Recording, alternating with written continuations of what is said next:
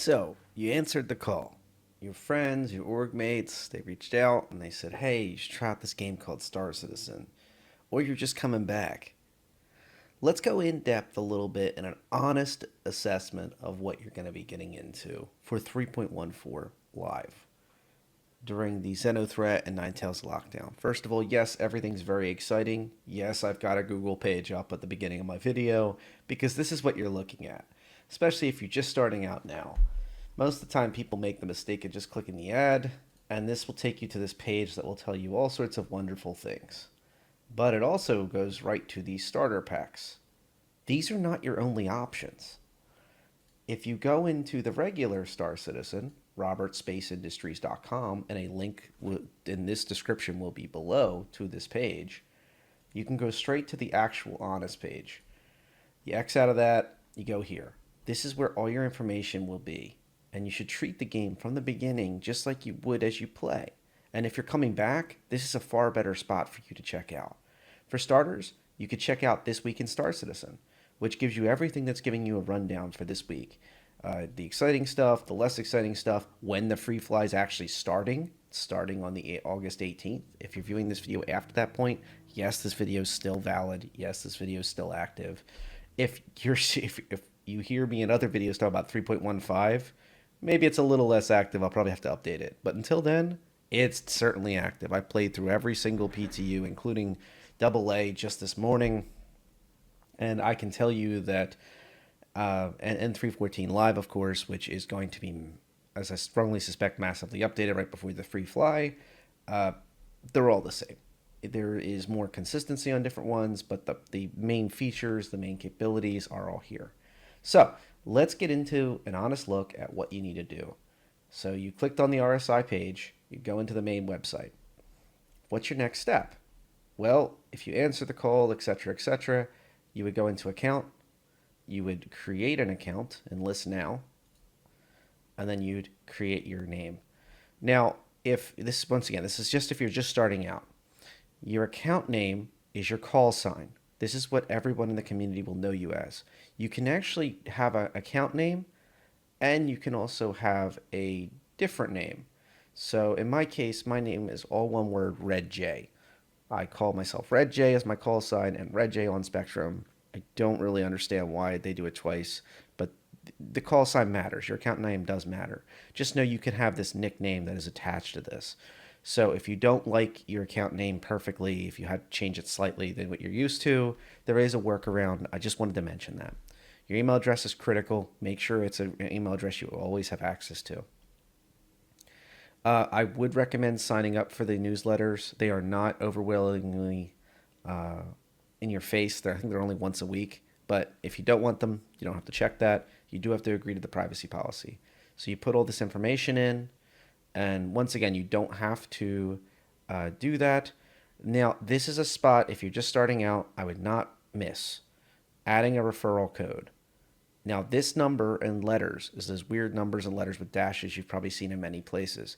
If you have any friends or folks that you play with every now and then that have recommended Star Citizen, reach out to them and get a referral code off of them because it means a lot. It will help them out, especially towards if you're still listening to this in August, they will get a Dragonfly, which is a flyable motorcycle, and so will you.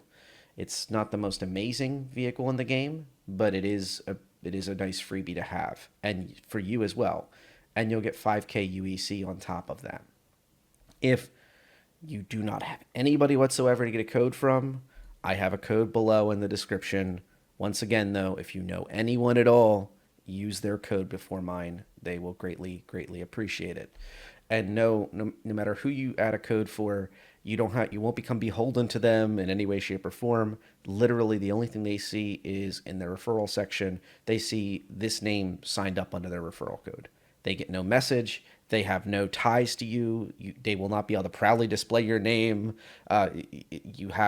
It's literally in their back end under their account name, under their account information, and that's it. It's literally you're not signing up for anything. You're not getting anything. So I just wanted to mention that as well. That was something I wasn't clear on when I started out. So when you sign up for a referral code, I'd highly recommend it. You get another 5K UEC in-game money. and you also get the Dragonfly. So whoever's you end up with, use one, and then hit a list.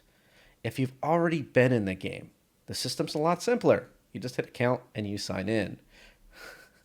You type in your information and sign in. If you forgot it, obviously use account recovery and go through that process.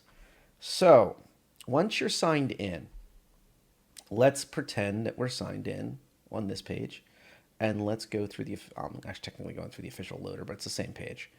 And let's take a look at this. So when you're signed into the page, you get a little more information, and also it's the best way to look at the pledge store because it will be reflecting what your local prices are, and also it will reflect as you add more information into your account, especially if you're if you've been playing for a bit. And it will also allow you to have access to different things if you have them. You may have a subscription you're not aware of. You may have concierge you forgot about.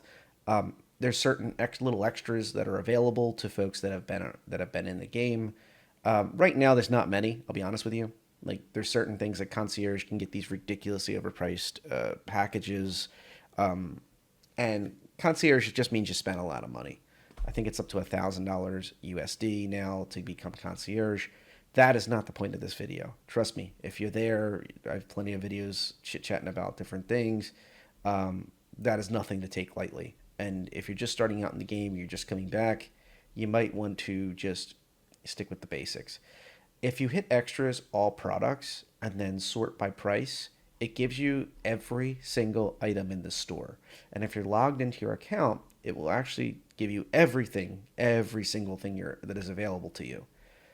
There is a subscription program in this game. I'm not going to go in depth about it, but just know that the subscription is one of the reasons I have some extras in here that you may not see. Also, if you're viewing this during the free fly and you're like, well, why doesn't he have this ship or this discount pack? Basically, they might have announced it on our heads. I'm recording this on Tuesday, just before the free fly, the day before the free fly. And if there is something new, well, then that's it. Avoid paints for now. These are just skins, basically, for the ships. They are very cool. They look great. They are truly unique, but unfortunately, they're not going to help you right now. So if you enlisted with a referral code, if you're just starting out, you got a Dragonfly. Now, a Dragonfly is actually a pretty pricey... Why is this prices not sorted correctly? God, I love glitches. I thought it was... My apologies. I thought it was going to actually sort by price like I told it to. But I think it reverted back to relevance when I scrolled back up. So a Dragonfly is actually something not worth that much money in-game, but in the store on the website. Whenever you hear people talking about the hangar, my hangar and store, they're talking about the website. And that right there it's worth a lot. It's worth a lot more than every single thing I'm scrolling by. Don't worry, it's going to calm down a little bit. I apologize for the weird scrolling and whatnot, but okay. So here is the Dragonfly. It's worth $40 USD. So in the store, it's worth a lot. In game, it's not worth anywhere near that. I mean, it's literally. Let's take a look.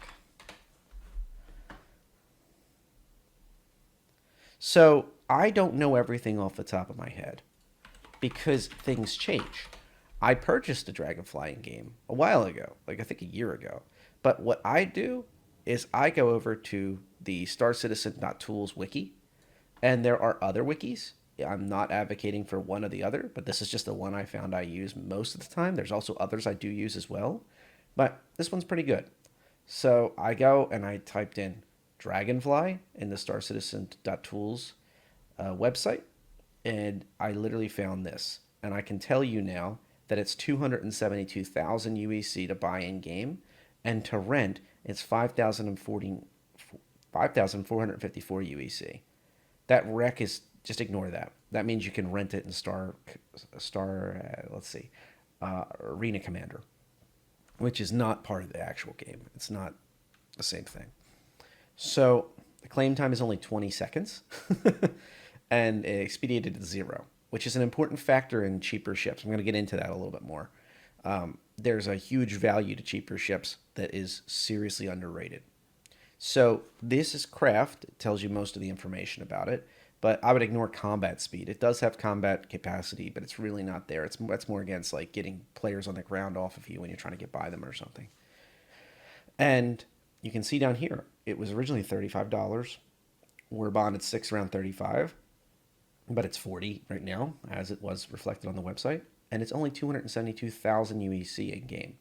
To give you some perspective, you can make 272,000 UEC in game, even with some of the cheaper ships running boxes, in, I don't know, 2-3 hours if you got lucky. But your money would be better spent elsewhere, and having that ship on standby is nice. Also, this is something else that's worth mentioning. If you have that Dragonfly now, you can upgrade it through the CCU program to another ship. I would recommend the Pisces because it's only $5 more. The Pisces is a really nice vehicle, and it has four size one guns. It has 3 seats on board that are proper seats so it can house them, and it also has storage with a nice ramp on the back. This right here is only $5 more, and the insurance that you got with this what's called lifetime insurance translates over to the C8X. So I'd recommend it. And honestly, there's other options. I'm sure other people will be screaming in the comments or to me and privately on Discord. But it's my opinion.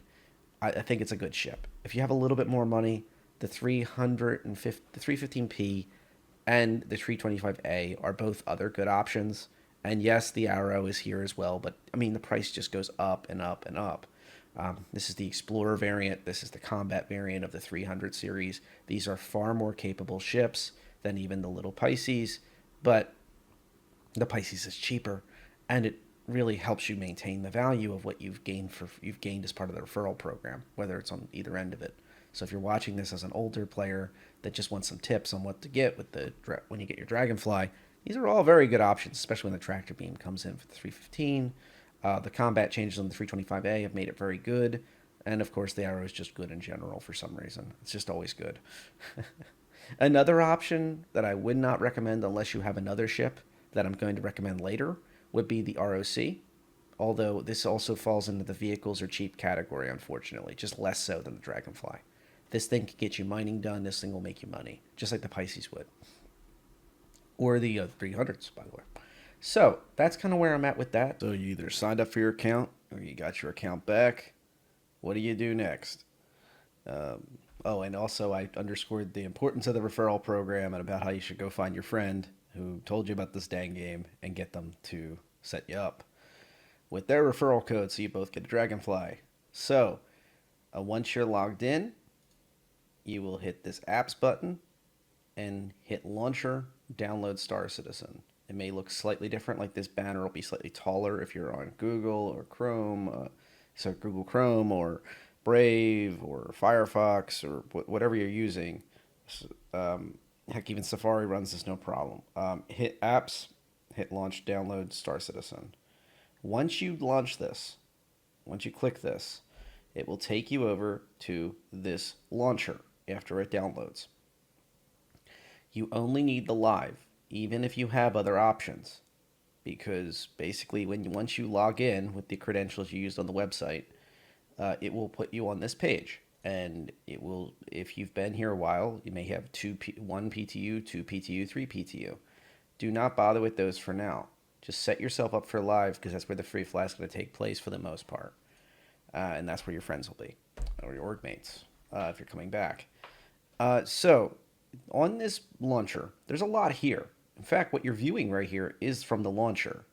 Once you have it logged in, you pretty much don't have to worry about this thing for months.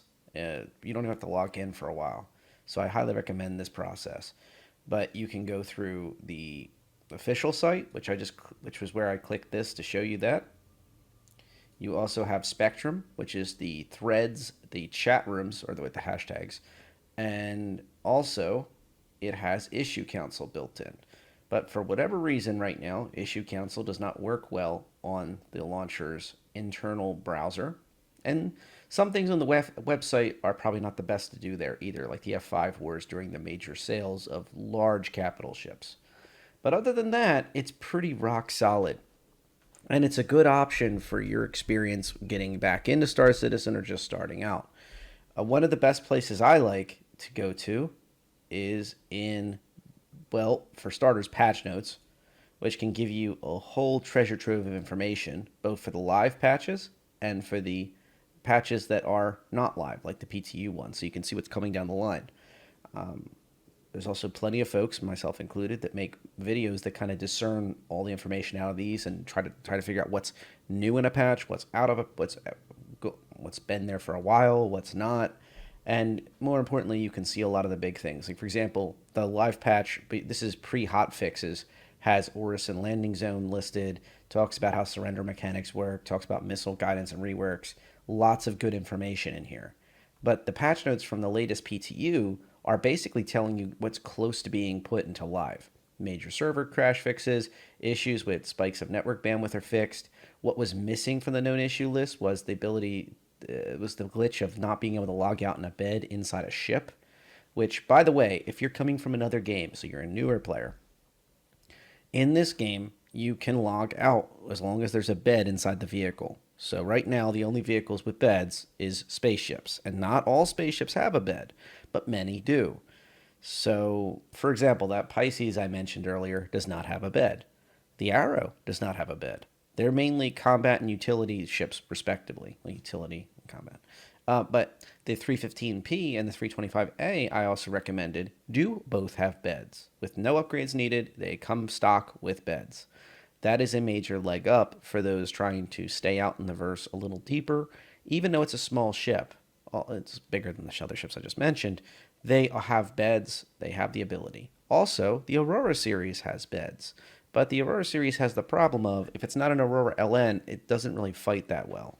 So, and I know somebody I'm sure will place a comment here that mentions, oh, well, I fight with the Aurora. Yeah, but it's literally like, if you really know your stuff, you can probably do something with an Aurora.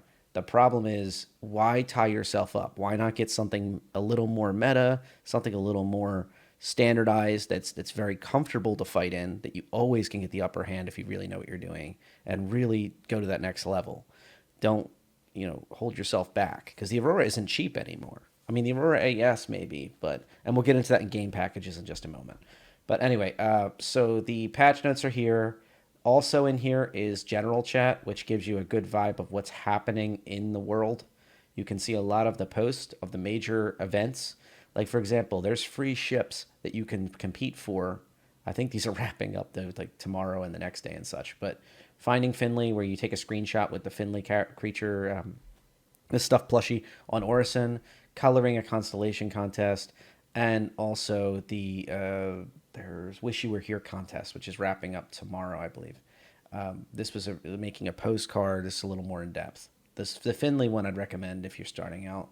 You can buy a Finley for 400 UEC from the August Dunlow Spaceport, or from the Commons shops that are right near Green Circle, where you spawn if you choose Orison as your standardized spawn point. And yeah, so you can get yourself nice free ships if you win that contest by putting it in a really clever spot. And that's something for you to explore. You can check out your favorite ship, comment on why you like it, don't like it, what you want to see change. You can ask the devs questions here. You can also offer feedback. There's a lot here. So feel free to dig this through at your own leisure. And let's get back to the launcher. So the launcher, as you've seen, has the official site, has Spectrum, also has a welcome hub. I feel that the welcome hub is a little iffy. I'll be honest with you. I think it's a nice gesture for new players and returning players. But, for example, the watch section just has videos from the community for the most part. So Board Gamers in here, Astropub. I shouldn't have started mentioning name. Morphologist. I shouldn't have started mentioning names, because now if I don't mention someone's name, they're going to be like, well, did you mention my name? But anyway, you click on one of these, and it puts up the video, and it explains it. I'm not going to play videos because I don't know quite what the rules are on that. But anyway, if you hit read, you can go in here and you can grab some facts. If you find a video that meets the needs of what type of gameplay you like, I'd recommend it, checking it out. Even though they're not mine, it's great to see community taking care of community. But also the facts right here are written and approved by CIG to be here, and they have some pretty interesting stuff in here. How to land your ship is a nice one. How to request authorization to land. You go into comms. You go into the Area 18. If you're at Area 18, it would say Area 18 landing services. They should have put like Area 18, Lorville, so that would be TISA Spaceport landing services. They should have put a couple different ones. August Dunlow for Orison. They should have put a few things there. And but the whole point is that you'll see a name. If it says the name of the location or it has the official name of the spaceport, either way, it will say landing services. And that's the important part. You won't have random character names. You won't have open comm channel. It's literally just that one. You hit the comms button. That's how it looks. And you hit the menu button to get to that. Ignore this. These don't exist right now, but they might be coming back. These were meant to be like this protective zone so players couldn't pad ram each other. So they'd give you an assigned trajectory, a lot like a modern airport would have. Like you're expected to come in on this degree, at this height, and slowly to come up or down while you're entering or exiting the field. And yeah, if your ship is equipped with VTOL, by the way, hit the K button and it turns on the VTOL. So Cutlass is a good example of that. Just a random thought I had. A lot of people forget that when they're trying to land vertical inside these hangars. Like for example, a hangar opens up, and you're like, oh geez, how do I get in there? VTOL helps you a lot. It also saves a lot of fuel issues, a lot of headaches down the road. So equipping your characters in here. So you can see what I mean. So this is more of just supposed to be an honest look at what new players and returning players can expect and what is basically the steps you would take to get set up. So you set up an account. Hopefully if it's new, you got a referral of some sort, preferably one of your friends you hooked up. You went and you set up a launcher. You logged into the launcher, and then we are now staring at the game. Now, all of these official sites, Spectrum, Welcome Hub, FAQ, you would have been hitting install, and you'd be sitting here staring at this getting installed. Now, I've said this before, and I'll say this again, that the library folder is about 66 gigabytes right now, and make sure your download speed is set to whatever it needs to be. If you have multiple folks inside your shared, let's say you're at a college or you're at a house that you share internet with other folks, you can turn down the concurrent downloads if that's a requirement with your internet connection. You can also turn down the download speed to a specific level. This would be very helpful if you have metered internet or internet where multiple people are watching television through the internet or playing games through the internet, etc. You have roommates, you have family. Something to bear in mind. I leave it on unlimited. My internet's pretty okay. It's not. I used to say it's good, but apparently everybody keeps insisting it's not that good. So it's okay. But I'm pretty happy with it being unlimited. I don't have too many issues. The download speed is pretty fast. You can check out the comm links as well while you're waiting. But all of these are available on that official site link I talked about before.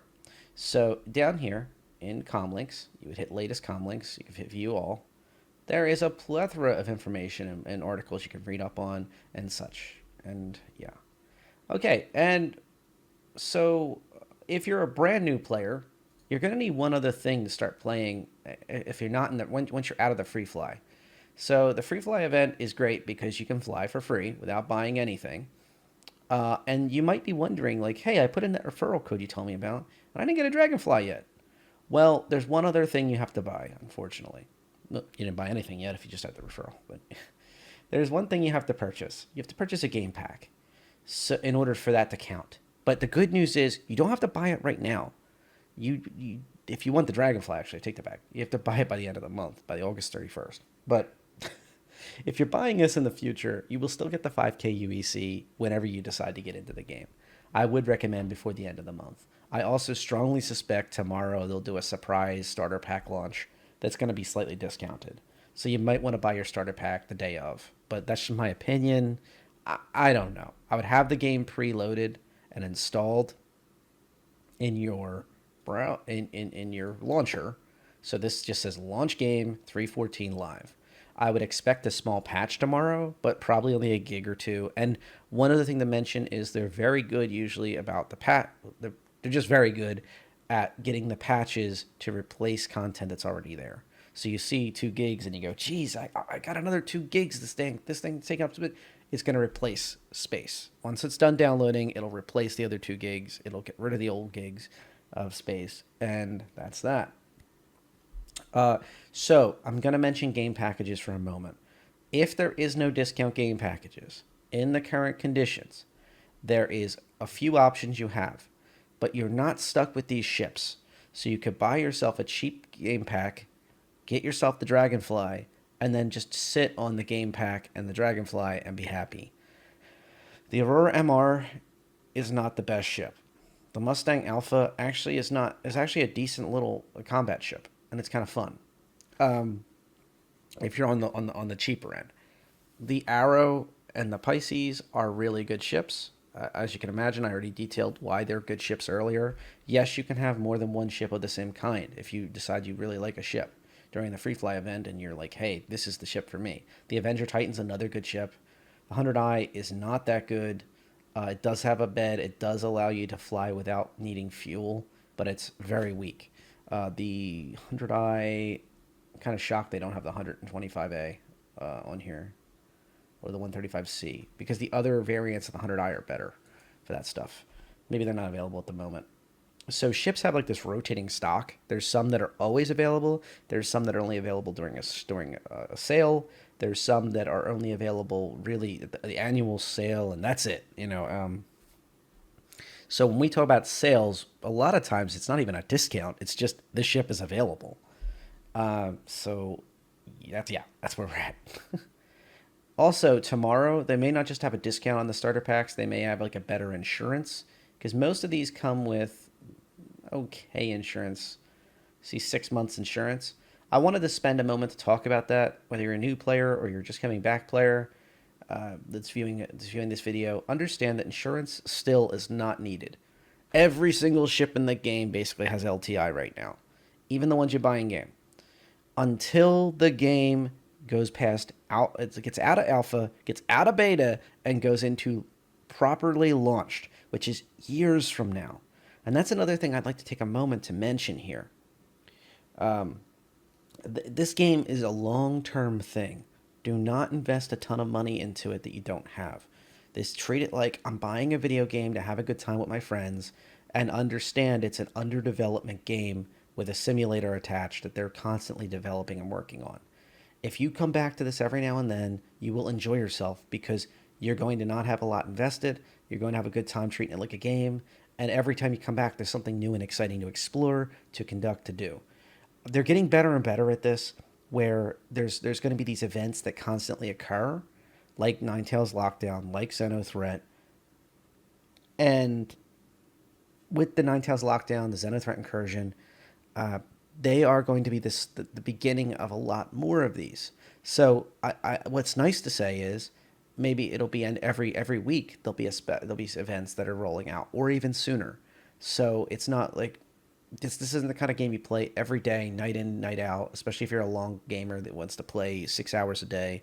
But at the same time, you should be able to get a lot of replay value out of the game. So evaluating it as just a game you buy a package of and that's it, or you package and then get your referral freebie, that's pretty cool if you look at it that way. And I stand by what I say about the Pisces, other than the fact the game packs only come with 6 months insurance.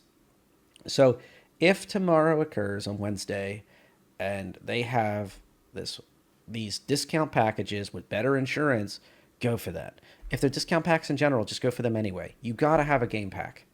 But the 6 month insurance is a problem, because buying these ships for 6 months insurance, especially once you get to the bigger ships, it's like you're kind of undercutting yourself.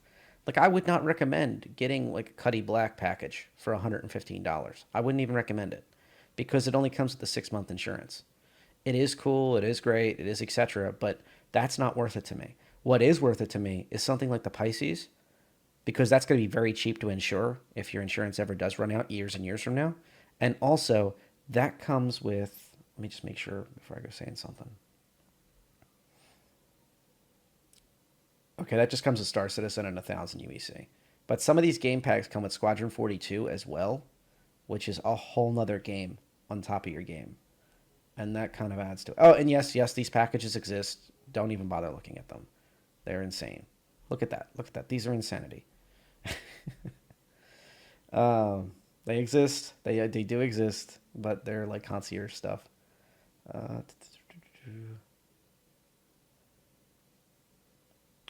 So this one right here is the one with the Squadron 42 attached. Once again, if this was on discount, I'd consider it because it only has a 3-month insurance, but it has the Squadron 42 digital download and also the Star Citizen game. So you have the Persistent Universe, that's with a PU that you sometimes hear your friends saying, and you also have the Squadron 42 digital download of the single player game that is Squadron 42. So what you're seeing here in this package is you're buying 2 different games and a small ship for the game that has a bed. If you are looking for the most bang for your buck in a game pack and just don't bother touching it, like the ship is just there, it is what it is. And remember, it has LTI for years, even until the live game comes, and then it's 3 months insurance. And it's going to be a joke to insure this thing. It's very small. Because insurance is only going to be, I think Chris Roberts said it's going to be under 1% of your operating costs. It's going to be that. But that was years ago he said that, so take it what you will. It might go up a little bit. So the argument for insurance is the bigger the ship, the more important the insurance gets, because 1% operating cost of a massive capital or a large ship or a medium ship could add up a little bit. But when it comes to a very small ship, like a starter ship especially, they are not going to let people go broke on insurance so they lose their ship. They're never going to let that happen. So this right here is a nice combination because you get 2 games. So when Squadron 42 finally releases, you'll get it. When Star Citizen PU, every time you want to come back to it, you'll have it forever on one package. And if they drop this, usually they drop it around $5 or $10 on the starter packs. This is a pretty desirable pack for 55 USD. Because remember, you're getting a ship and you're getting 2 games. That's like you're buying the game off the shelf at the local electronics shop. That's the way I view it. So the packages, I would buy one and get out. If you don't care for Squadron 42, you don't care for it, the Mustang Alpha is there too, by the way, for that price, which is nice. Mustang Alpha can fight a little bit more than the MR can, but the MR has the ability to carry the boxes underneath, if I remember right. The store all containers are coming eventually. So this ship will have more utility and it has a bed, whereas this one has the ability to fight. So they're both good packs if they have a Squadron 42. If you don't care for Squadron 42, get just and you don't and you would be okay with springing for a little bit more, get yourself the Pisces. The Pisces with the Squadron 42, with PU attached, so you have full access to the Star Citizen universe forever for $60 USD, hopefully with a discount tomorrow, $5-10, would certainly be worth it. That ship can make you bank. And even if you took my advice earlier about switching up that Dragonfly for $5 and getting another Pisces, guess what? When your first Pisces blows up, you got another one. If you have a friend, you can lend it to them. This isn't a zero-sum game. It's a game where having a few different ships available to you for a very cheap rate, even if there was no discounts tomorrow, and you bought yourself a Pisces starter pack for $60, and then you had a referral, so you CCU'd for $5 and got yourself a second Pisces. Just think about that for a minute. It's $65 you're out in. You got 2 ships and you've got the game. Either way, you win. Like that's my point about CCUs. So, all right, what the heck am I talking about with CCUs? So when you hit this, first of all, if you have my ship sorting, which is what it usually comes as, you would be able to do instantly off of that. Let me see if Dragonfly Coalfire skin is... No, I think it's just Dragonfly Black, and then the Coalfire skin comes on top of it when you get the referral. So it'll literally sort it that way for you. You go into that ship upgrade, you go to your Dragonfly Black, you pick whatever ship you'd like. And one thing to note is that this ship comes with lifetime insurance. You cannot melt it. You cannot gift it to other people, but you can. It's literally like a gift from CIG to you as part of the referral bonus program. And right there, that's what I'm talking about. That's why I keep going on about the Pisces. $5 for a CCU between the Dragonfly Black and the Pisces. There's other options too. Do not get a rover. Do not get any ground vehicle. Do not pass go. If these are available to you, which I'm not sure if they are or they are not, and I apologize for that. The 125A is a fun ship, but it's just very pricey for what it is. There is a luxury tax in a lot of ships that are fancy looking, and they are nice, don't get me wrong. But if you're going to do that, the price is so close, you might as well get yourself a 315P. And this is a one with a bed. It has a full scale ship that has a large fuel tank on board. Not large, but larger than a normal small ship. Just to be clear, there is such a thing as small, medium, large fuel tanks, and this does not have large. It doesn't need it. It's smaller. But it has a tractor beam mount. It has the ability to do combat relatively well. It has scanners on board to find things like places to mine. If you hear your friends talking about ships that can carry ROCs, so the mining vessels or small vehicles on the ground, those get a little pricey. Do not get that, whatever you do. But one ship that I really recommend to a lot of folks to carry a lot is either the Cutlass Black or the Nomad. Before the Nomad existed, the Cutlass Black had a great value proposition to it. It's another example of you can really spend some money here if you want to, but I would recommend just playing the game for a while and really getting a feel for it before you even do anything crazy like that. But this is about as far as I'd go.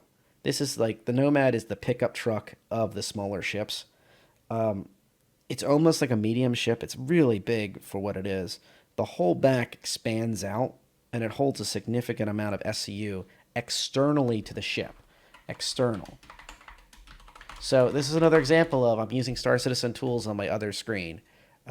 So I feel like you all deserve to know what I'm doing and how to do your research as well. If you see things that maybe they're available tomorrow that are not available today.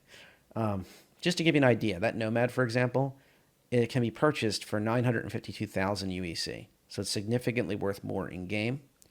It has that standalone price of 80. When it goes on sale with War Bond, it's 70. And it can carry 24 SCU. So there is something called standard cargo units, SCU, and it can carry 24 of those larger boxes on the back of the ship. It's like a gigantic pickup truck is the best way to describe this thing. Also, it's pretty cool. It floats in the air when it lands. I don't like its ladder design, but it does work just fine. It's just a preference of mine that I prefer not to. It has a bed. It has a full scale. It even has a kitchenette. This ship's really, really special to me. It has a bathroom, obviously. For its price point, this is pretty good. It can't fight too well, but it's okay. It's okay. It has a couple Badger repeaters. It's got size 2 missiles on board. It's something, but mainly it's meant to haul. It's meant to haul 24 SCU on a tiny ship for what people think of haulers as. Haulers are usually bigger. And it does have a utility mount, so it's going to have a tractor beam in the back where its cargo hold is. It does not have it yet installed, but it does have a size 1 utility mount. So once it has that utility mount installed properly, has its tractor beam on the back, it's going to be a very exciting ship for a single player to run. So honestly, that's another option for you, but that's money. Remember, you still have to buy a game package regardless. Hopefully they're discounted tomorrow. Hopefully all these ships are discounted tomorrow. But you'll still, at the end of the day, have to buy a starter pack.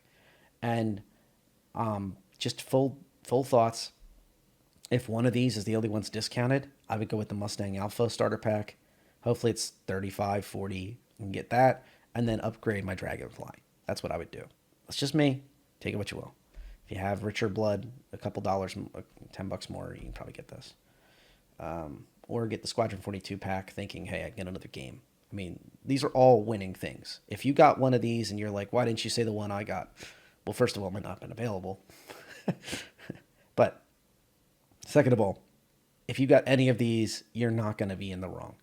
It's when you start getting into these bigger ships, I would highly recommend waiting until you can get better insurance on them.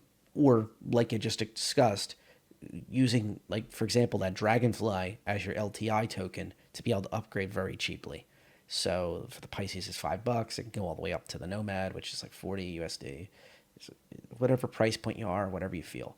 And once again, fly with your friends, fly by yourself even during the Freeflight event. Get out there and test out many different ships and see what you like. These are all just recommendations based on stats, based on what my experiences are. You may have a completely different playstyle than me. So, with all that said, let's take a look at the actual game, and let's talk about how, the actual experience of going into the game is, and how to connect with your friends, because that's probably the most important part. I've just talked to you endlessly about buying things and getting your account set up and getting all these other things. A lot of heavy, very heavy stuff, not in game. I'm talking about a game. Let's go to the game. So after hitting launch, you hit acknowledge.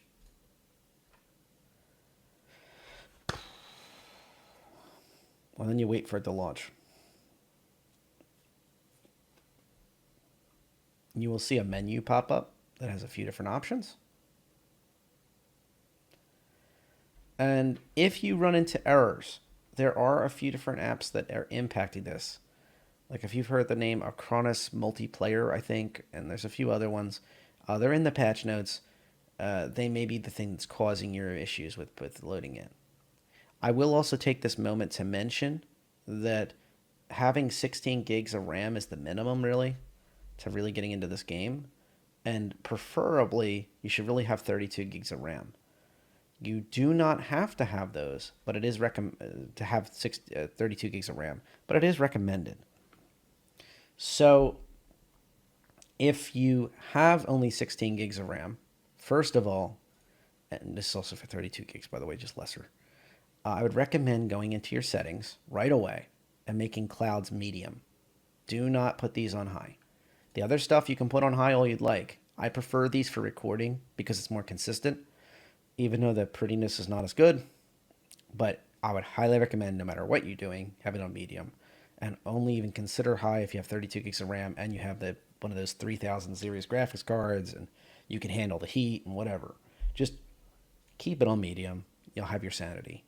The medium for the clouds is super critical. It changed my frame rate. Basically almost doubled my frame rate, most of the PTU patches. I've tried it a few times. These other ones, like I said, are just because I record while I'm playing. If you're not recording while you play, and you have even I have a 2080 vanilla by the way, with 32 gigs of RAM. These run fine on high until I start recording, and then once in a while I get a hiccup. So I prefer to have it more consistent and more reliable. So you have a couple options on the main page after we just went through the clouds and got them the medium, like I talked about. You have Persistent Universe, Star Marine, Arena Commander. Persistent Universe is the place your friends are probably trying to get you to. That's where you really want to be. That's where all these people are going to be if they're in the game. Star Marine is a first-person shooter on a very small, like squad v squad type gameplay, where you respawn over and over again, testing things out. It is a little iffy right now. I would recommend trying it out once or twice, just kind of getting a feel for gunplay in the game, because you don't want to have the first time you experience a shootout it being in a PvE mission where if you die, it's a big deal, or in a PvP situation where really it's a big deal if you die. But it is kind of an acquired taste because it's constantly the same type of gameplay. Arena Commander is ships-based. You can get your dogfighting tactics down. It is a small environment. They are working on making this wider. The devs have already said multiple times. They've got new maps that they're working on, and they are excited about having this PvP environment, ship v ship, in a much larger scale environment, so maybe you can use bigger ships, and also have more exciting dynamic gameplay, and not just have whoever's better at turning is going to win. But Persistent Universe is where we're going to go today. Now, before we go in, there is people on this side. I'm going to show you how to add your friends. So if you hit Add Friends, you go into this search, type in whoever you need to. And I'm just typing random letters, by the way. So let's say your friend is Tridius. I don't know who that is. But you can hit a Send a Friend request. Also, remember I mentioned that if you don't like the name of your account, you can rename it. So this person has that's their account name, and then this is their nickname they prefer. You can pick any nickname you want. By the way, so just getting that out of the way. But I would hit Send a Friend Request, and that person would get that friend request. When they get it, it would be in notifications. So if your friend, who's not your friend yet in game, sends you a friend request, they would send it, it would hit the notifications, and you would hit accept over here. And then they would, a minute or two later, they would pop up over here. Now, if I was to say, let's say let me say I invited to party a lefty. If I invite him to party, that's what I would hit. I would hit that button, and that would send them an invite. Same with Biggles. Same with Jules. Well, he's away, so it has to be like in menu or in game or something. But if they're here, you can send them an invite. So they would get these invites, they would accept. A new window would pop up that says party, and you would see each person in the party. If you're running the party, they would all pop up, confirm they are sitting in menu like this, and they hit persistent universe. And if necessary, they hit character customization. Now, in my case, I can't see different options because I've been in the game before. But Stanton's system, if it wasn't just me, there would be a second drop down where I could pick Orison, Lorville, Area 18, etc. Pick Orison if you want to have a lot of action and be right where the new place is. If you've heard about this place called Orison and you want to see the Stormwall statue and you want to see all the new exciting stuff, that's where to go, is Orison. If you want it quieter, or if you're concerned about your PC's stability at 16 gigs and the clouds and everything else, I would recommend a place like Lorville. Lorville or Area 18 are very consistent. I really enjoy both locations. They are not a downgrade. They are solid places with full-size spaceports. They have everything you could think of, just like Orison or New Babbage do. New Babbage is way out of your way. Don't go there. Unless your friends say they are physically near New Babbage. Do not pick New Babbage. So, you're either in a party or you're by yourself. You've picked your starting location. You probably will next get hit with this. Now, I've already gone through the process once. I am not going to go through the whole process with you. There's probably whole videos on how to accentuate the eyebrows or change the nose or whatever your interests are, what color your eyes are, but I will show you basics. The way it works is there's like this morph here, and this is the person you're actually trying to make. So if you hit change color, you can do a few things. Like you can change the color of the eyes. You can give them a different hairstyle. By this point, you lose the morph because it's no longer about like changing cheekbones or skin look or eyes or something. It goes to hair, which is more of a style thing. So you can choose a few different styles. I don't know. I think I only pick a few different hairstyles. This one I used to think was neat looking. I thought, I don't know. This one doesn't seem to clip through the helmet, so I prefer this one. You can change your hair color.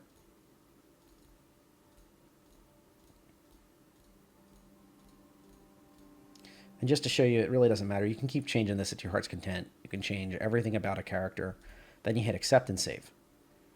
Once you've picked your location, you have your character, you hit visit location. Server location matters. If you are in Australia, you're not going to want to pick US. If you're in the EU, you're not going to pick US. If you happen to be in Canada, the United States, Mexico, you're going to want to pick the US. Like whatever is geographically close to you is going to be where you want to go. And if you're in a unique spot, then I would recommend double checking a couple different servers. There's nothing saying you're stuck on a server. I just want to make that crystal clear. You could try US servers, EU servers, and just say, okay, look, these servers are working better for me more consistently than the other servers. You are not trapped. Your character and everything you own will transfer servers seamlessly. And that's an important part of Star Citizen. The promise is, no matter what, you will be able to jump around to your heart's content. You can physically, if you're not feeling a server, you can try for a different server. I have personally gone to the EU servers a few times. I've gone to the Australian servers a few times. I think that's what they're called. It might be Oceania or something like that, servers. And mainly because I was operating in very weird time zones. So I was trying to get groups for events, and they've been very hospitable to me and had some great conversations, made some good friends in those places. I would say that out of all of them, I've had better luck with the EU and the US, and the best, goes without saying, I'm from the United States, the best servers for me are the US ones because of the ping. Plain and simple, the literal latency between me and the server is the best. But the community does move. The active time zones, the best servers, if you're looking for community, may be better. You might need to go to EU, you might need to jump to the US just to see a lot of folks online at the same time. And right now the server caps are at 50. There is rumors and discussion by devs that there will go up. The highest number I've ever seen a dev thrown around is 100. And I am not quite sure if we're going to get there this year. Probably next year. But I would like to see 100-player servers and instancing that works together with other things with server meshing. The pre-server meshing has been coming into the game. One of the fellows, Clive from CIG, said that in 3.13, 3.14, some of the underlying technologies to allow server meshing and entity collection and pushing back and forth between the servers was brought in. So it's not out of the realm of possibility by early next year to have servers with a bit higher of a cap and better server in meshing.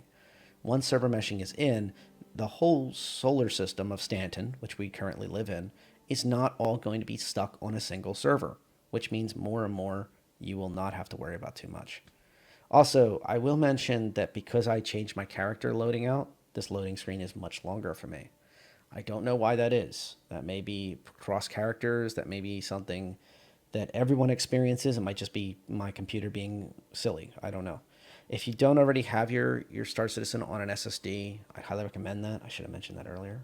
Probably edit that in.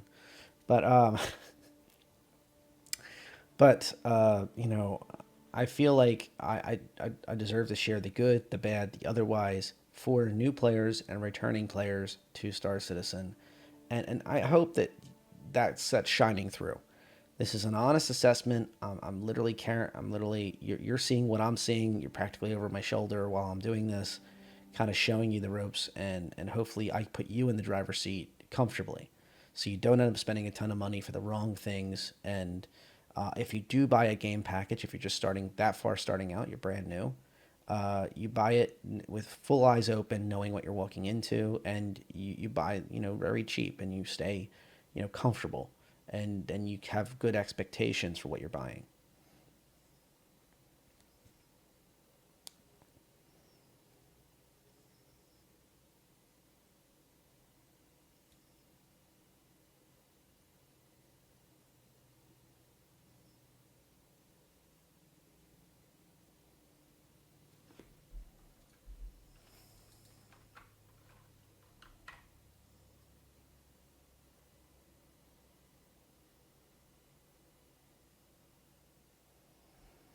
I have no idea what just happened. I'm literally just staring at the loading screen. And this is one of the many things I would love to see the devs improve. It's just, I miss the old loading screens. Like, I think back to like the early days of RTSs and such, where you just saw a loading screen from 0 to 100%. And that was a lot simpler. And maybe even like have network status information. Like, what is going on in the background? Why is this taking so long? Like, my guess is there aren't many players playing on the US time zones right now. Remember, I talked about that earlier. And the fact I had a brand new character that had to be built, essentially. And then I had to remember what I was wearing last time and had to do a lot of different things, I think, in the background. But all that doesn't matter. I mean, just like you just saw, it took multiple minutes for me to get in. So if you hold down F, you can hit get up. If you look to your left, if you're at Orison. You can hit the Y key. So if for some reason that's missing, you hit the Y key, you're up anyway. Now, this place is called Green Circle. Green Circle is a habitation location for your character. You do not own this room per se. It's kind of like a shared spawn location for now. Eventually, there will be persistent habitation where you will have. Oh wow, I never. Okay.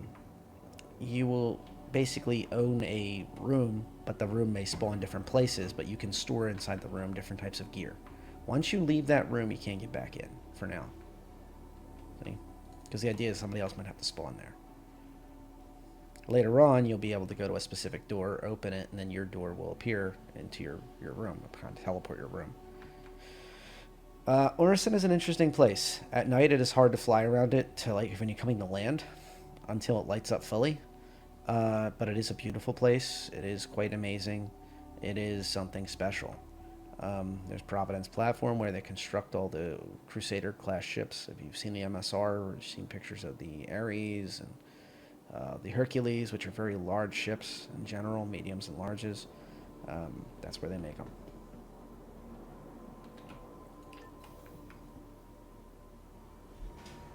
So global chat is on the left. You can hit enter to chat inside of it and ask questions. If you are with your new friends or your old friends, you would hit enter and then tab. And if I hit tab with that on, you'd see a party instead of global chat in that bottom left corner of that chat. And I could type right to them. The color changes of that chat. So if I was in a party, you'd see green chat or something like that, and it would basically glow. And you could see, like, you could type right to somebody, and then you could switch back and forth by hitting tab. Right now, I'm just going to hit F12, and there we go. Enjoy the beauty of Orison. This way, I think, is actually a dead end. Like, just, you can go around the sides of the building, but it's, like, really kind of pointless. Behind the elevators is the faster way to get over to the shuttles and also to the spaceport. So if you're trying to go directly to the spaceport from Orison, you would go over here, there.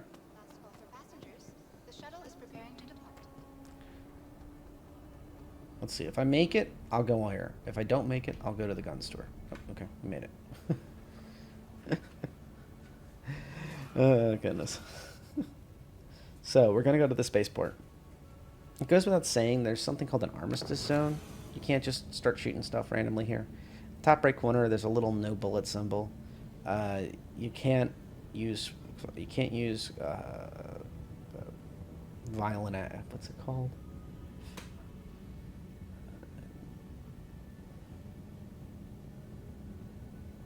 You can't use guns, basically. You can use Nerf guns, though, which are pretty cool. So the shuttles here are surprisingly fast.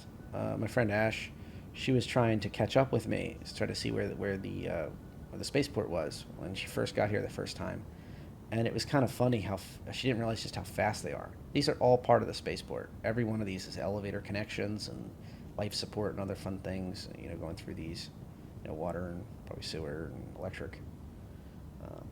Yeah, this whole place is a spaceport. It's like a spider web of pads. It all goes down the spaceport. The shuttle puts you underneath. Like I said, it's a very fast trip. The next shuttle is approaching next station. If this is your stop, please prepare to disembark.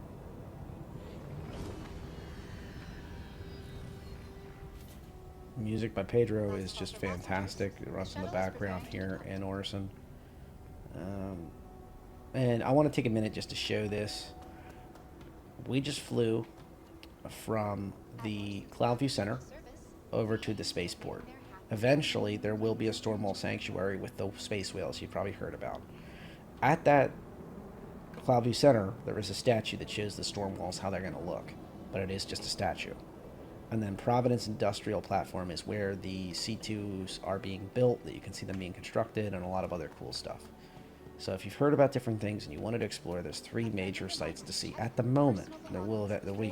Soon after, there will be a 4th really cool place to see, the Sanctuary.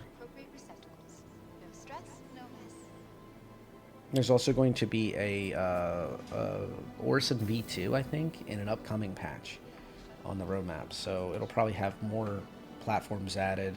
Also have the Orison showroom, which will have the MSR and hopefully one of the Hercules on display. So you can buy them in-game and look at them and everything. Some of them are already available in-game at the new deal over in Area 18, but which is another spaceport-based thing. But here comes the leap of faith. Whew. Okay. So there is something called server occlusion, and this is an issue right now. Sometimes you just have to take the leap of faith. If you die, you just respawn right back where we started at, but let's try not to die today. If you have a crime stat, you would pay it at these places here. Oh, I thought it was here. It's weird. I could have sworn they were right there a minute. Last time I was in the patch. Nope. Okay. Alright. fine. You can rent ships here at Traveler. Hi. Welcome. It's I'm not being impolite. They literally don't say anything else. The Constellation Andromeda is probably one of the best options here. Also, you can try out the 300i. Ignore the look of it. It comes as a proper ship. You can try it for a day for only 30,000 credits, which is nothing. You know, that's a couple hours of work. Sorry, an hour of work, even for the smallest of ships. 3 days you can rent it for 57k. And the Connie Andromeda is 70k. That's a pretty good ship right there. It's a gunship. And it has a lot of weapons. It has 2 turrets. It has a little snub fighter. It's a lot of ship. A lot of ship. It can also carry a ground transport vehicle. So you can rent these for pretty much 70k for the day. You can try them out. I wouldn't bother with these smaller ones, except for the Cyclone. That's kind of neat. Little 551 Cyclone. It's a little buggy. Literally a buggy. That is a bug that we're experiencing though. But yeah, they're all down the bottom there. And of course the Anvil Arrow that we talked about. It's a good little combat vessel for only 20k for the day. And a dogfighter of that small size is not really meant to do specific things. Oh, these are the Finleys, by the way. You can buy any of these size Finleys. I think you have to buy on this side.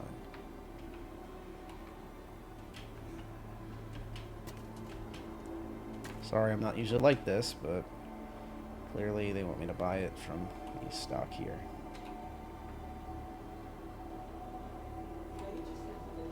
Food and water is a necessity in this game, so you could buy one of these and put it away. I recommend the water bottles because you get multiple drinks out of a water bottle, and then you can stow it away in your gear. So if I was to say quick buy a water or synergy, let's try the cruise water. So I think that's water. I think you're going to be happy with that. I can place it somewhere, like you can place it in your on your ships, like this. You can place it different places. If we were in our ship, we would be able to just place it there. Whatnot. But because we're not on our ship, it's automatically clips away. Oh wait, it went back. No, it didn't.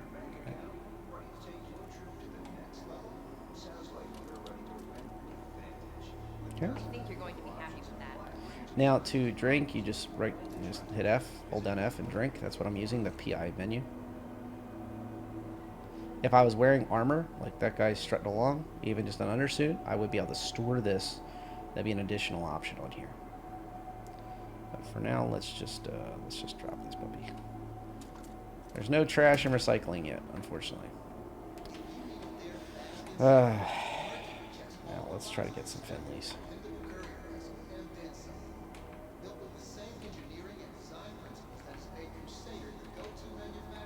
I don't think the biggest one you can buy.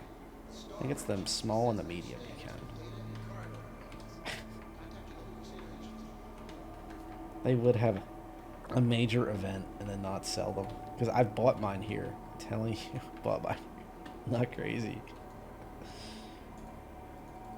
Oh my goodness. Okay, so I'll take you to this store after this to show you where the Finleys are. And also, it happens to be a gun store too, which is kind of funny. It's a gun, snacks, and Finleys. NPCs are going to act weird once in a while. These food places are both here. There's Whammers and there's Elroy's over there. And then straight ahead is where you need to be. So you would shoot up those steps, past the Finleys, make a right. And then over here is where you actually, that's a player. You actually go in here and you pick your ship. Now I'll pick something fun. I don't often pick the Mako, the news van of the game. I think that's what I picked. Okay, so Hangar 7. So any of these elevators. You do not need to go to the 7th elevator.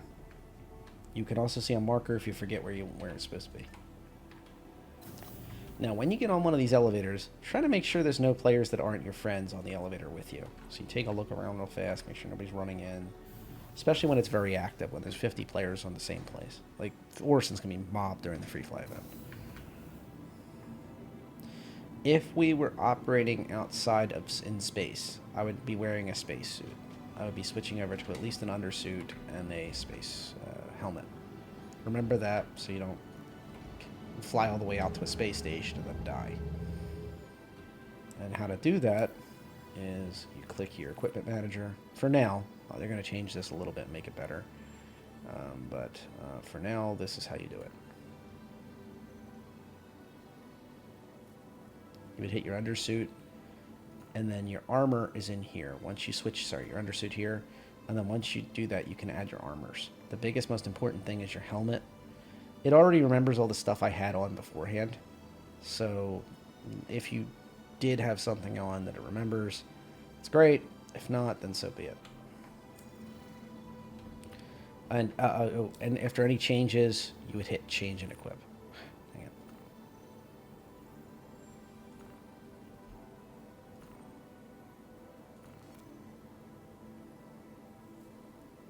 See this change pending? That means don't go outside. There we go. Okay. So enter the pilot seat. In each ship it's going to be a little different, but you hold the F key and you hit enter the pilot seat.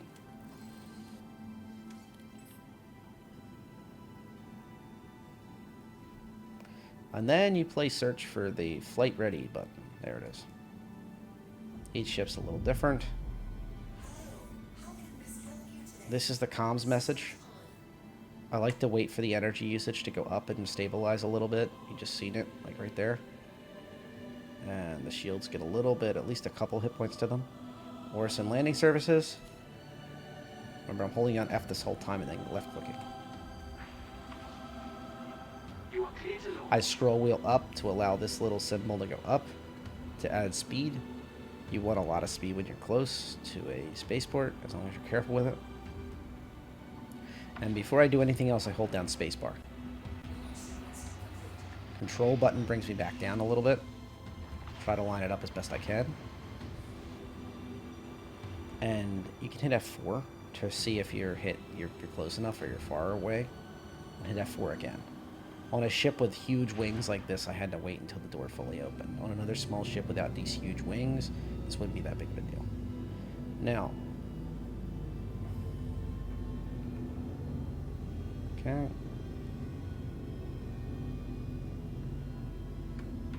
Thank you. Please visit. Landing gear is off. Engine should be straight ahead. Okay.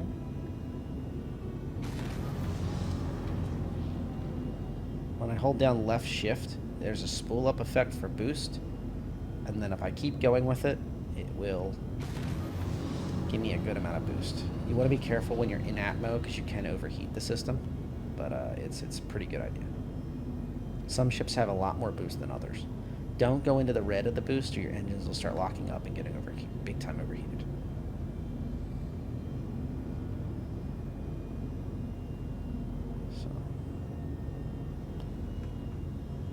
So I'm going up into space, right? And what I can do is hit the C button, and that little triangle with the line above it on the left side of your HUD, if you look, just appeared. That's my cruise control. I no longer am touching any keys on the pad. Now I'm just chatting with you.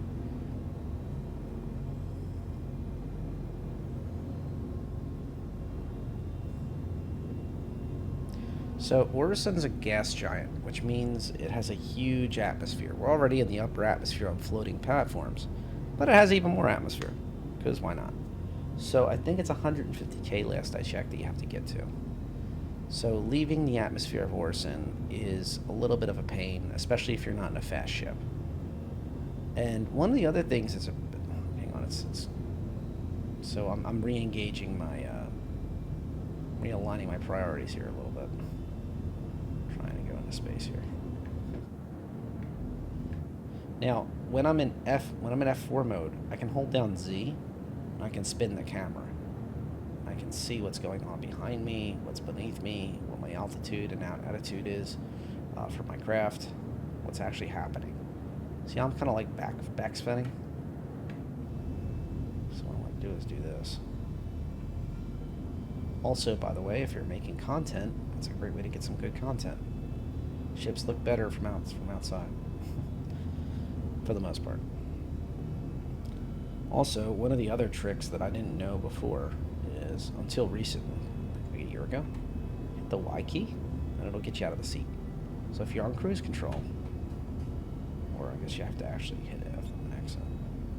Oh wait, no, in this one, sorry. This is like one of the only ships you can't get away with that trick, because the whole seat mode changes based on if you're in the seat or not. My mistake. The whole thing starts spinning.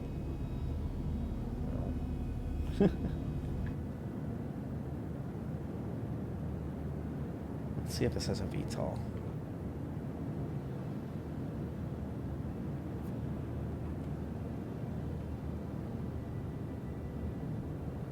Look at that mode. Holy goodness.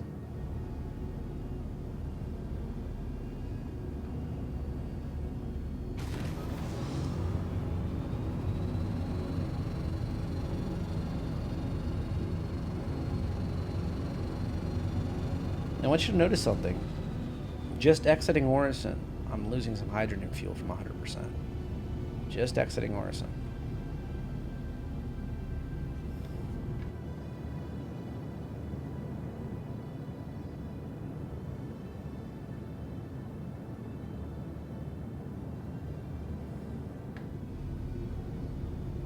So step one when you're making a guide video is to use a ship you're reliable with and you haven't used only for like 5 minutes at a time.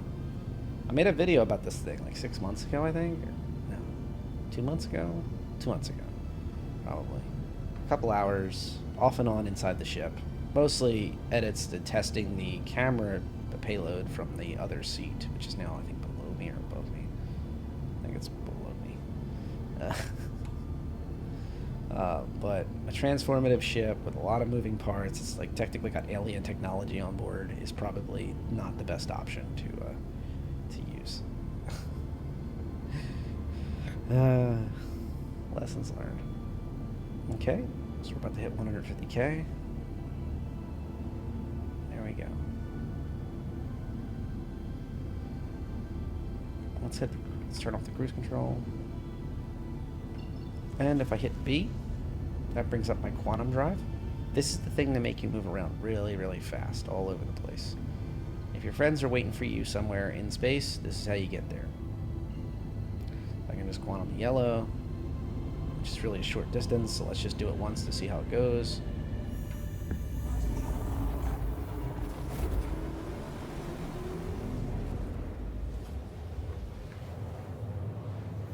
And we are in deep blue space, my friends.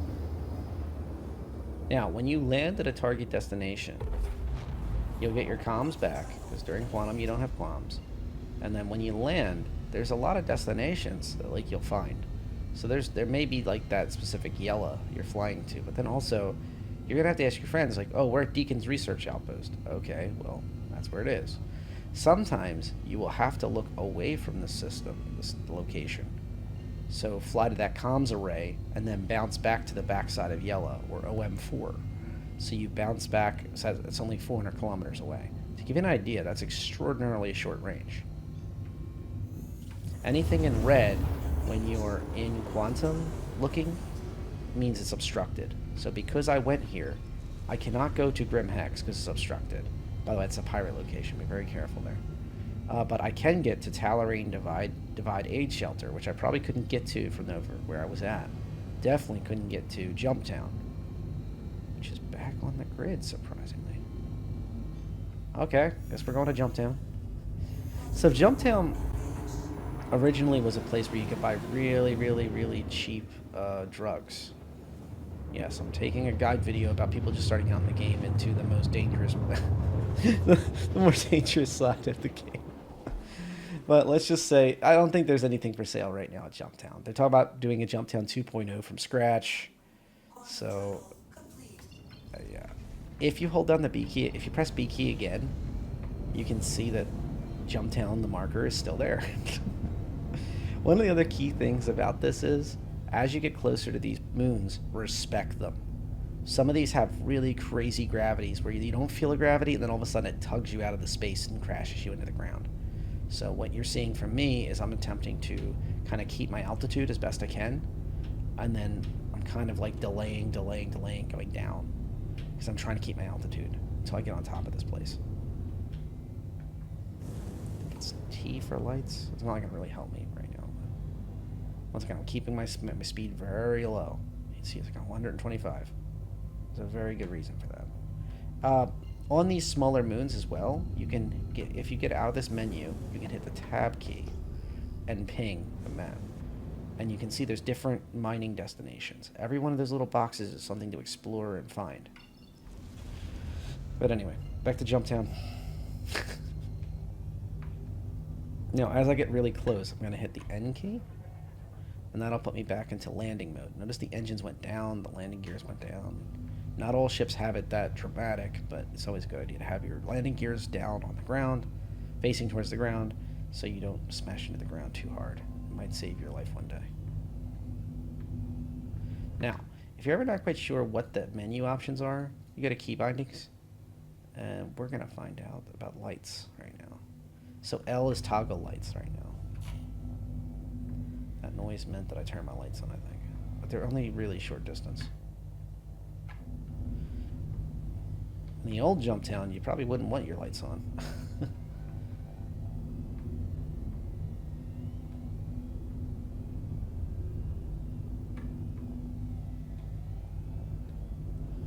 So Jumptown was originally a place where it was nothing to write home about, but players all came here because there was these crazy low prices on illicit cargo. These drug packages and such that you didn't want to get caught with, but if you managed to get them to a place to sell, they were worth a fortune.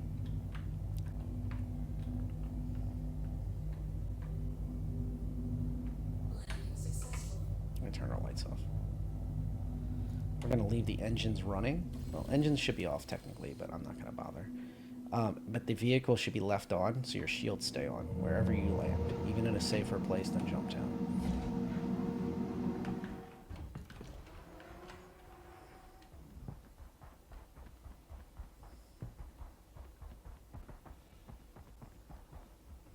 Notice I'm not dead, because I'm wearing a spacesuit. Whenever you land somewhere, you open the door, you go inside, you cycle the airlock, and that's how you get out of space, unless you land in a hangar. You also notice you can hear more when you're inside oxygen, inside these places. Let's explore this a little bit. It's been a long time since I've been here.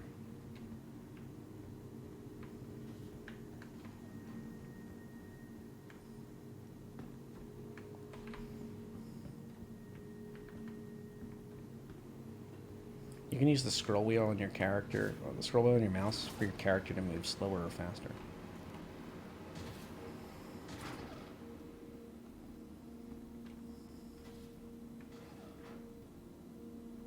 It sounds like a party right there. Dragonfly and Big Benny's.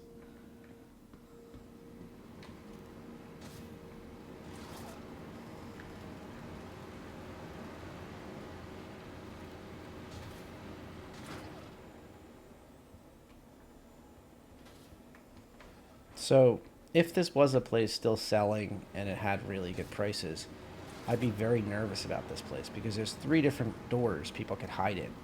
They can wait to hear the airlock go and be hanging out on the side of this, and there is no armistice zone here. So, you could have players.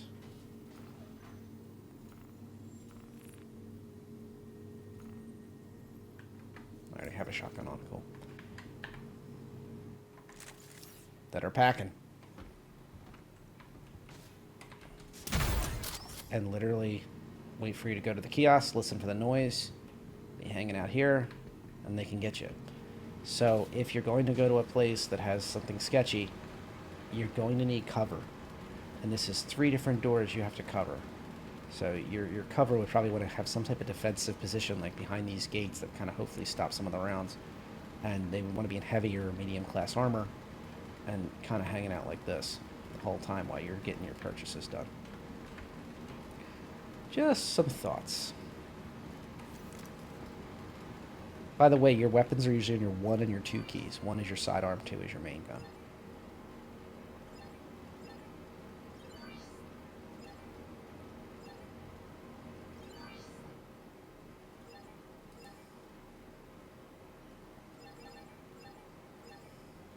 Like I said, I think they permanently shut off Jumptown on purpose because it was such a it was a glitched place that was like destroying the economy. Just for the hell of it, I went to the station for old time's sake. But yeah, that's not paid. So yeah, it was meant to be a rough and tumble place. It was meant to be a place where a lot of people fought, well, unintentionally fought, and then they later embraced it. And then later they had to shut it off completely. But coming out of here and having a cargo load full of gear in the back of this would be not much. In a place like this, maybe your Nomad, for example, would be a good option. A Cutlass would be another good option. And then as you started making money off of your sales, you would want to get something like, say, a Caterpillar or a Hercules C2. Would be another good example of like something that would be really good for here with an escort. The keyword being escort. By the way, if you have a successful defense from above, like say ships that are guarding the area, you wouldn't need that overwatch on the inside. It'd probably still be a good idea just in case some freak incident happened, like somebody was still stuck here because their friends had to leave because they saw you coming or something. But if they're guarding, there's only one door. God, these guns. LOL Reliant. And I mean, those are size 2 weapons on a ship. Those are nothing to sneeze at. Actually, before I get called out on that, I think they're bigger than size 2.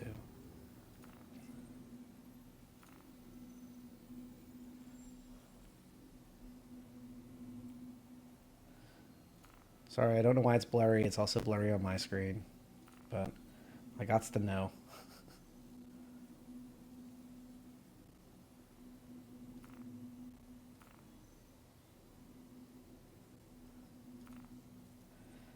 They may be size 3s because I think they're size 3s. They're either size 2 or size 3. So anyway, immediately after I leave, I put my landing gear up.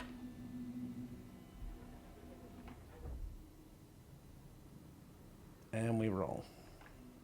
We shake, rattle, and roll.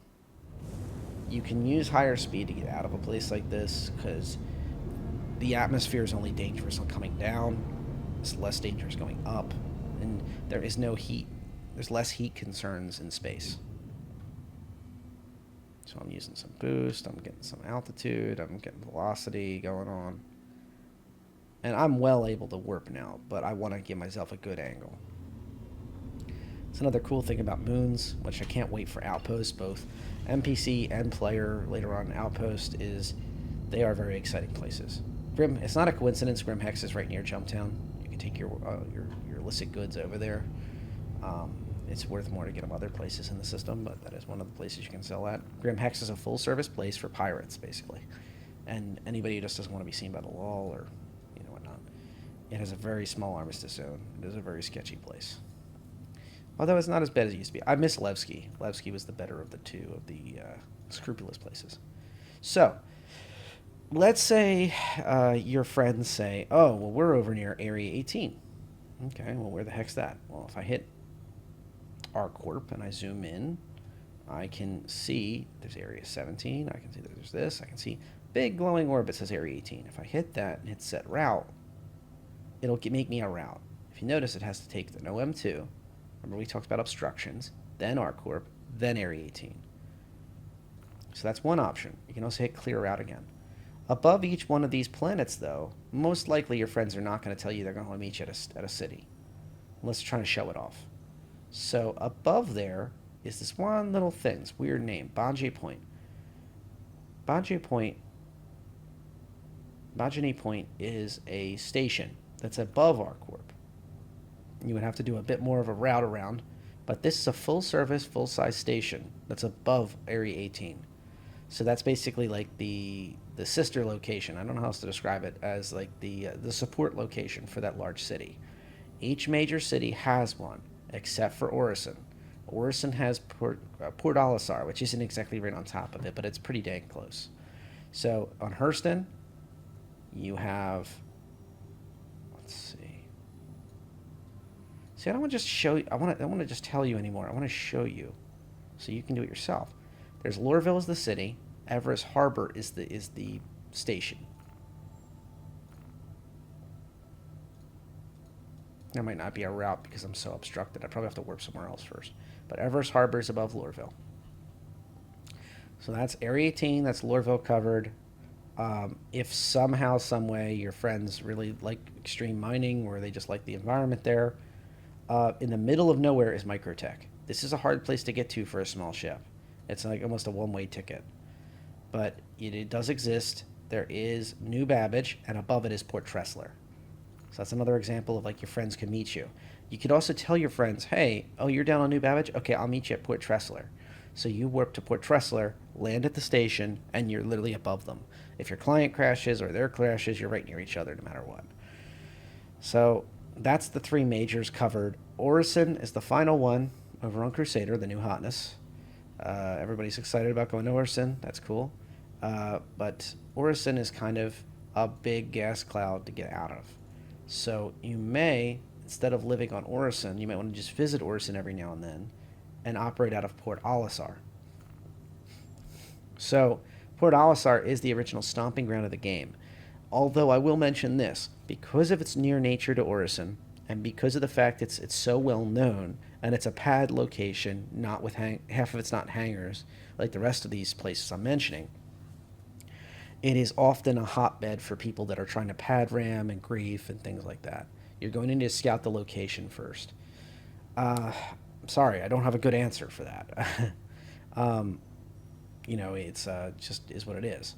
CRU-L1, which is one of the places Xenothreat happens, is a good place to try out maybe. CRU-L1, Ambitious Dream Station, is only like 2 million kilometers away from Orison, so you could live there and quickly, less than, I don't know, a minute, maybe a minute and a half, be able to quantum travel back to Orison. So Ambitious Dream may be a good stomping location. You will respawn if you don't log off in a bed inside your ship. You will respawn inside the last station you landed at. You got permission, you went through the comms channel, and you landed. And there was a name here for landing. So that is my recommendation to you, is to find a station you're happy with and just understand that you may need to flip around a little bit. You may need to explore a few different places and find out what you like to do. If you like mining, you're going to want to be near moons. If you like pirating, you're going to want to be near Grim Hex, so you don't have to worry about crime status every time you wake up. If you're going to be doing trading, you're not going to want to live out in New Babbage because it's out in the middle of nowhere, unless you're doing long haul trading and you want to be left alone at least for the start of your ride. There's a few different perspectives here. If you like PvE, you probably want Lorville would be a good location. Area 18 is another good location. Places that are like in the middle of a lot of locations that have not just moons, but there's a lot going on those moons because these missions are all over the place.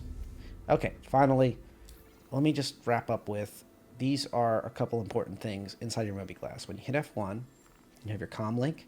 That brings you up to party chat, global chat, friends list, whatever. You have your loadout manager. This is where I went to go check on those ship gear. I don't know why it blurs out when I get in there, but you can equip weapons. You cannot do it in space unless you're not in the ship. You have your inventory manager, which means you can change your weapons, you can change armor. That's going to change soon, but for now that's what it is. And the most important screen is the navigation mode. You can select any place on the map, hit set route, and go. You don't have to use that, by the way. You saw me use the B key and just swing around and fly somewhere like Yella. Also, you have the ability to transfer money. If you notice, I don't have a lot of money because I buy and rent ships constantly. But if I wanted to, say, send execute money, I could. If I sent him 10,000 or 1,000 UEC or something, there is a 0.5 service fee. I think it goes, no, it still says 0.5%. So if I send him 10,000 UEC, it would mean that I would actually be paying 10,050 AUEC because there's a 0.5 service fee. That would be deducted from my account instantly and go to him. I would only use this when you're sitting on a server with your friends so they can establish that they got the money. You may even want to, if you're really tight on cash, there's my ping again, I scan. If you're really tight on cash, you'd want to send them maybe 100 UEC or something. Make sure they got it and then send it to them again. So you have the right person, guaranteed. And I would only use it for like very specific amounts. Like if you have a couple mil in the bank, okay, a million USD is no big deal. If that's all you have, you might want to do it in increments. So if you go into Contracts Manager, just to the right of the Money Trader that you just saw, there is quite a few different options. You got delivery missions, search missions, mercenary missions, maintenance, bounty hunter. You see an alert where you just accept that. It kind of does its thing where it gives you a broadcast location. There is the personal side of things. You can view your accepteds here. You can see your history and random beacons. Oh, by the way, see this little button? I can create a beacon. I can literally make my own service beacon. And I can request an escort. I can request personal transport. I can do anything I want. But I don't really know how that works. To be honest with you, I've never done it before.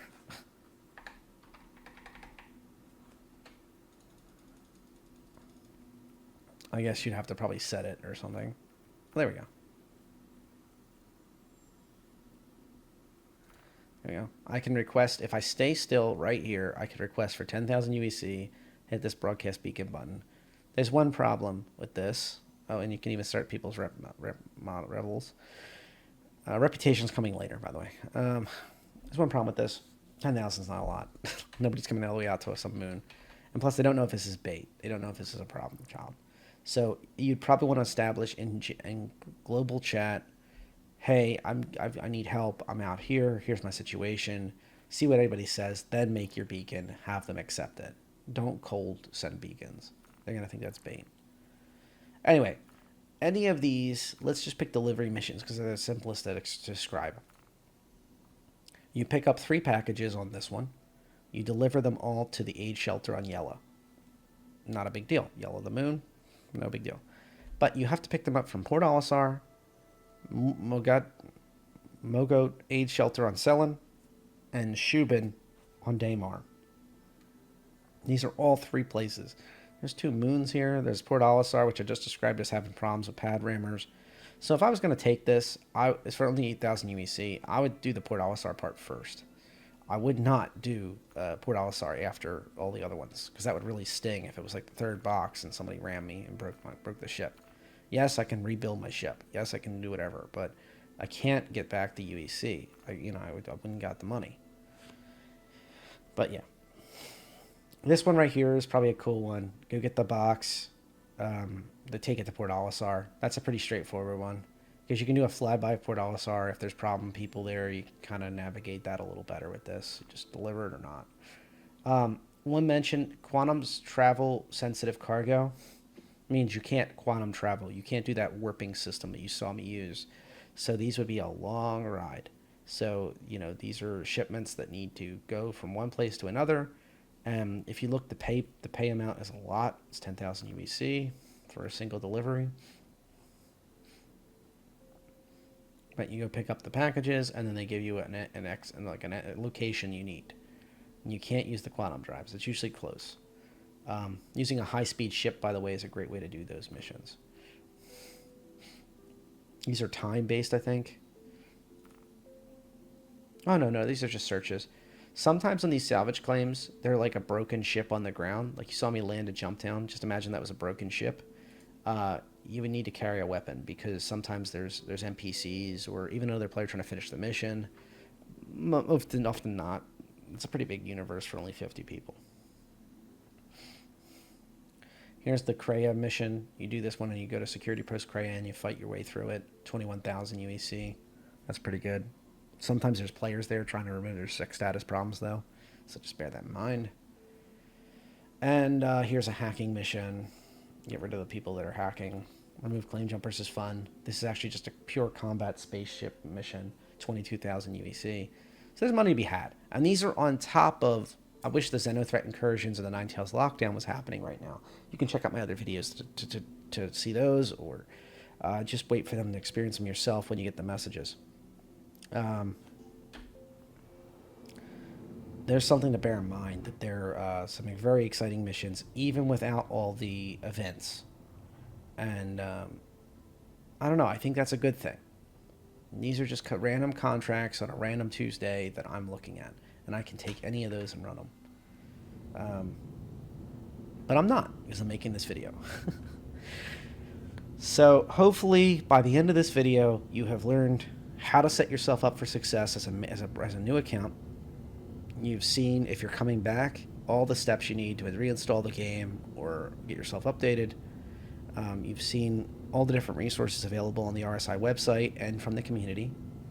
You've hopefully been able to, if you're just starting out, get some type of referral code, which once again, hit your friends up if you can. If you have none whatsoever, hit me up. It's right below when you're making your account. And you've downloaded the game, made your character, jumped in, hopefully with a party of friends. And if you, once again, if you're just starting out and you don't know anywhere else to go, Orion's.pro server is a great group of folks. We play many different kinds of games. We are available to you. We accept everybody. And I mean everybody, as long as you're 18 and above. Links are down below to that as well. So, and finally, I'm available to talk to anytime. You can feel free to put comments in this video, ask any questions. Don't hesitate. I'm sure I or many other people will answer. If you want to talk privately, my Discord name is redj #0001. redj #0001. Believe it or not, I do answer combos. I do enjoy talking about Star Citizen, and I'll try to, at the very least, guide you to people who know the answers if I don't. And don't forget that the Spectrum is available. You can post in the forums. I will be honest with you, the forums aren't perfect. You do have people that have different camps, so to speak, on what they believe the game should be. You have people that are very opinionated on what this and that is. But for the most part, their heart's in the right place. And they want to see the game be successful as well. And every single person's opinion counts, no matter if you've been here for 5 minutes or you've been here for years. That's one of the reasons that I like this community so much. I've been here since the beginning, and I can tell you that I've really appreciated seeing this place come to life. And the more people we have, the stronger it will be, the better community we'll have, and the better game we'll have. And in the words of Chris Roberts, the best damn space sim ever. I'm holding them to that. You all have a wonderful day and fly safe.